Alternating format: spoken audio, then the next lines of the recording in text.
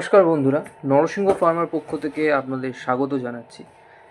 আজকে আমরা হেপাটাইটিস সম্বন্ধে জানব। হেপাটাইটিস মানে আইটিস, যে কোনো সাফিক্স প্রিফিক্সে যদি আইটিস থাকে তাহলে সেই ক্ষেত্রে ধরে নেওয়া হবে যে সেটা ফুলে যাওয়া বা ইনফ্লামেশন।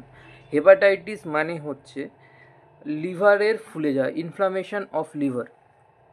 তো সিমটমসগুলো কি হতে পারে, যেরকম আপার পার্ট অফ দি স্টমাক একটু ব্যথা হবে, জন্ডিস হতে পারে, লস অফ অ্যাপেটাইট, আর ফ্যাটিগও হতে পারে, দুর্বল উইকনেস থাকতে পারে, আর ডার্ক ইউরিন হবে। তাহলেই বুঝতে পারবেন যে আপনার হেপাটাইটিস হয়েছে। এবার হেপাটাইটিসের অনেকগুলো ভাগ আছে, সেটা পরে একদিন আপনাদের সাথে এই নিয়ে আর একটা ভিডিও বানাবো। কিন্তু আজকে হচ্ছে হেপাটাইটিস।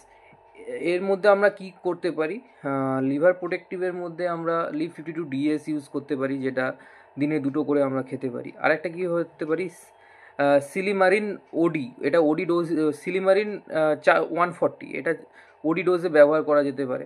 আর ভাইরাল, যে যদি মানে ভাইরাল হেপাটাইটিস থাকে তাহলে সেই ক্ষেত্রে আমরা হচ্ছে 10ভির ইউজ করতে পারি, দিনে একটা করে।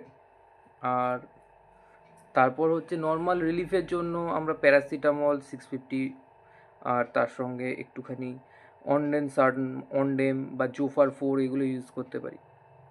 ডাইজেস্টিভ সাপোর্ট হিসাবে আমরা প্যান্টোপ্রাজোল ডিএসআর, প্যান্ডি বা প্যান্টোসিড ডিএসআর বা প্যান্টোফল ডিএসআর এগুলো ইউজ করতে পারি। নর্মাল খাবার, তেল মশলা ছাড়া খাবার খেতে পারি।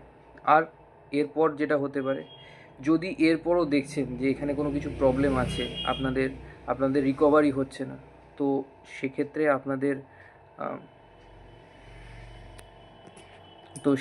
আপনাদের ডাক্তারের সঙ্গে পরামর্শ নিতে হবে। ধন্যবাদ। এইরকম ভিডিও পেতে আমার চ্যানেলটিকে সাবস্ক্রাইব করে পাশে থাকা বেল আইকনটিকে প্রেস করে দিন, যাতে এইরকম ভিডিও আরও বেশি আপনাদের সাথে নিয়ে আসতে পারি। নমস্কার।